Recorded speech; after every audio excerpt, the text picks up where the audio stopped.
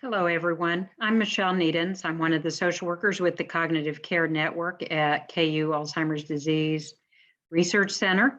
And we're going to talk just a few minutes about making resolutions. And obviously, the most common time of the year to do that is the first of the year. I'm a believer we can really make resolutions anytime we want to. That January 1 is not the only mark of a beginning, that the calendar doesn't necessarily dictate our motivation, interests, and what we need.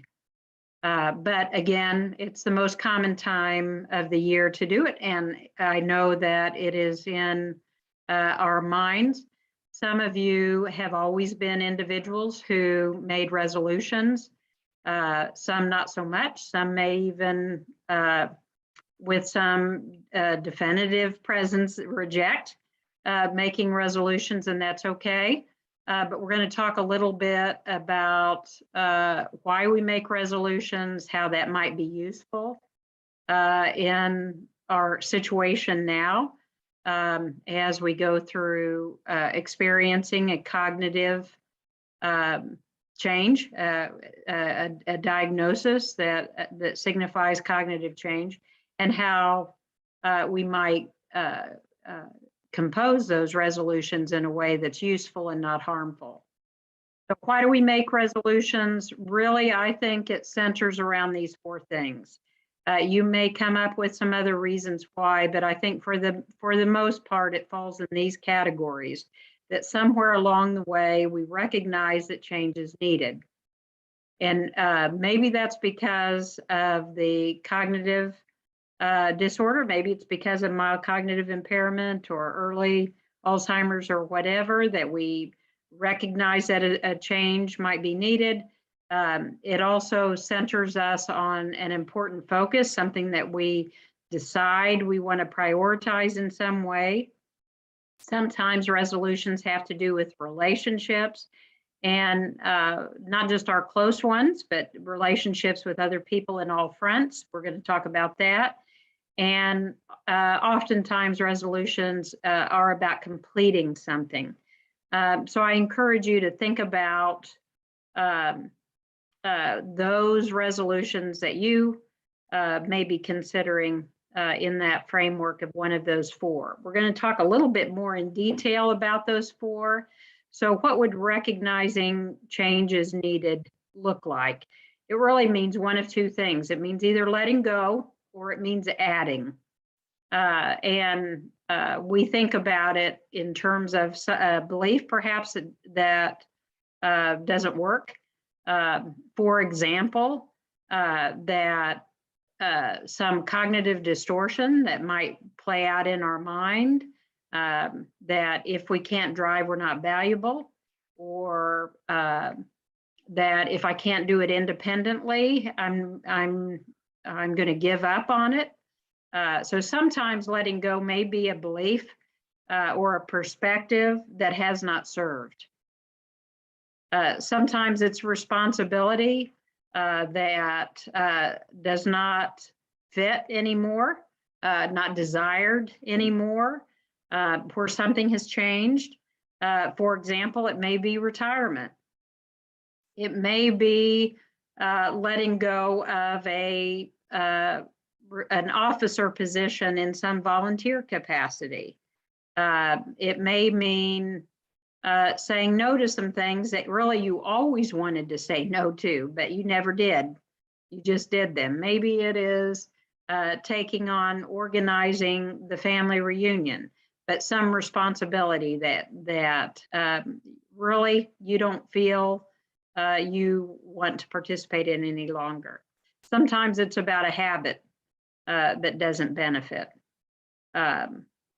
For example, how your day is comprised, or perhaps some element of structure, and we're going to talk some about that in a bit. Oftentimes, when we recognize a change is needed, we're really thinking about adding something. And that may be more time doing things that you enjoy, doing, which really takes focusing a bit on what is it that I enjoy, what would I like to do more of that I didn't have time before, or perhaps I want to give up something to add more time to make this happen. Oftentimes it's about wellness actions. People will make resolutions about losing weight or eating better or exercise in some capacity. Those are all good things. There's other wellness activities in terms of really embarking on brain exercise or really looking at increasing social engagement, but all those things that we consider wellness actions. Maybe even seeing a counselor about depression, etc. A new activity, sometimes we are adding a group. I'm going to start going to the art class at the community center or something of that nature. Sometimes it has to do with our schedule. For example, it may mean my resolution is to go to bed at 10:30 each night instead of midnight. Maybe my resolution is getting up at 8 o'clock or 9 o'clock, even though I don't need to get up, but I know the day works better if I'm up out of bed instead of staying in bed till noon, or those kind of things. So it can be any of that. Some resolutions are, as mentioned, really helping us prioritize some important focus. And this is largely around what I call the bucket list assessment. And by bucket list, I don't mean, gosh, we need to think about, any of us think about, gosh, getting it done before we pass away or something, but a bucket list is just those things in our mind that I want to do. And how many of those things have you had in your mind that you wanted to do that really you took no action on? And do you still really want to do that? Was that just something that you considered sounded good that really isn't something meaningful? And if not, what is meaningful? What are those things that you would really enjoy and find valuable to make sure you add in your life? And sometimes that's about taking a trip. Sometimes that's about coordinating a family trip. So it can cross different purposes in terms of resolution, but looking at that. Sometimes it's about an event that the resolution is that you will go somewhere, that you're going to take a vacation, that just as we identified on the bucket list, that may cross. Sometimes it may be hosting an event. Sometimes it may be doing a holiday in a different way, that we're changing an event. And sometimes it's restoring something that has disappeared. I bet most of you have had hobbies and interests that you really enjoyed doing, but somewhere along the way, for whatever reason, you stopped doing it. And maybe it was because you were busy with your work, with your families. Maybe it's that you decided you weren't good at it. Maybe you felt it wasn't something that most people are interested in, that somehow you felt it wasn't appropriate for you, or perhaps a million other reasons. But maybe it's reviewing that and reconsidering. Sometimes we make resolutions about strengthening a relationship. How might that look? Time together. I will tell you that it will be useful to you to expand your circle and ensure that when we think about time together, it's not just about spouses or children, that it's also about friends. It's also about staying connected to coworkers. It might be with neighbors, but to really think about you as a person thriving in the community, not just about staying connected to one. Sometimes resolutions are about sharing a piece of yourself with others. whether that be creating stories to send to others. I mean, wouldn't it be wonderful to make a resolution of once a month you send all your family a story about something that happened to you when you were a kid, some funny event or meaningful event or challenging event, whatever, but there's memories and pieces of you shared with others. Sometimes that's creating photo albums for family members, or sending cards on a regular basis to the grandkids. Whatever it is that is sharing a piece of you with others. Again, encourage you to expand the circle. And when we talk about strengthening relationships, that might even mean new friends. It might even mean connecting to people that have similar experiences. For example, maybe a resolution is if you attend early stage support group, maybe it's connecting with one of those support group attendees outside the support group. Maybe it's about inviting a couple, the person diagnosed and a spouse, to go to dinner with you and your spouse or whatever. So expanding the circle can help us to really look at our support network and make sure we have a healthy balance of social opportunities. And then lastly, strengthening relationships may mean helping others and figuring out a volunteer task. And maybe it's doing a volunteer task with a family member, doing a volunteer task with someone else from support group or a neighbor. So you can do several of these things simultaneously. And then lastly, completing something.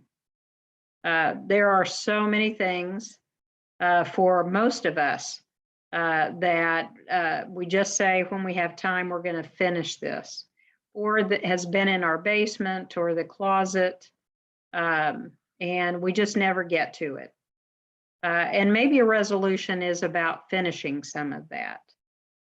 Maybe it's about organizing.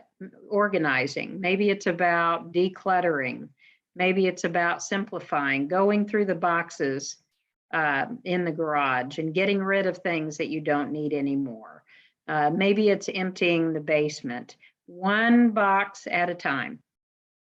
But organizing. Maybe it's about putting picture albums together and really clearing out some of that and giving to people that would find those pictures meaningful, and organizing those you keep in a way that you can reference them easily. Sometimes about unfinished projects. Is it the quilt that never got finished? Is it the painting that never got finished? Is it the woodwork project that did not get finished? And sometimes it's resolving something on the worry list. So getting a durable power of attorney completed, figuring out someone to help mow the lawn, thinking through a meal plan, those kind of things, putting together a reminder list, getting a command central together. So sometimes it's about not necessarily doing something you enjoy, but taking care of some element of business that has been on your mind. So why in the world do we make resolutions, and should we make resolutions?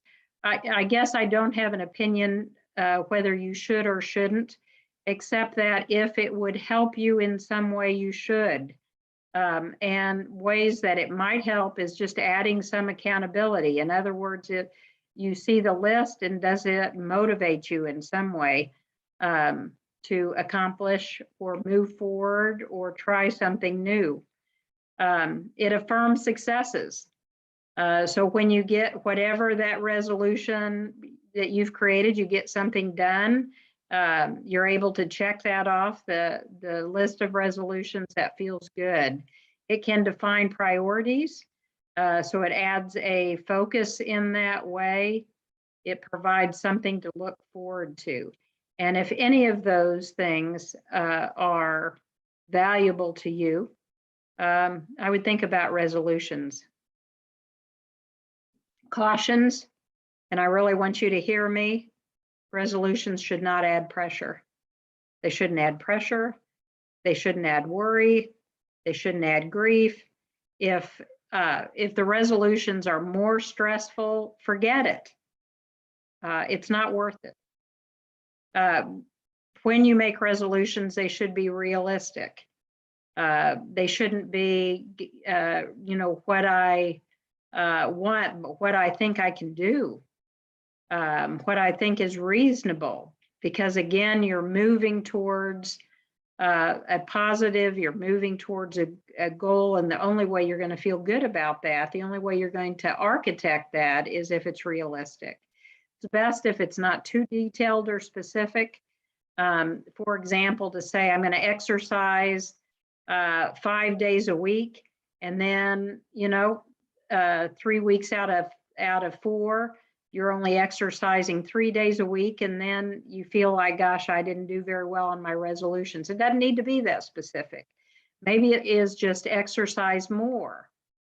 And if you work towards exercising more, you're doing good stuff, and it counts. And don't give up too quickly. So what if you didn't? If it's been a month or 2 and you still haven't gotten around to emptying that box, or you still haven't gotten around to trying out that exercise class at the recreation center, or you still haven't reached out to that friend that you haven't talked to in a couple of years. So what? Tomorrow's another day, and the resolutions can start again tomorrow.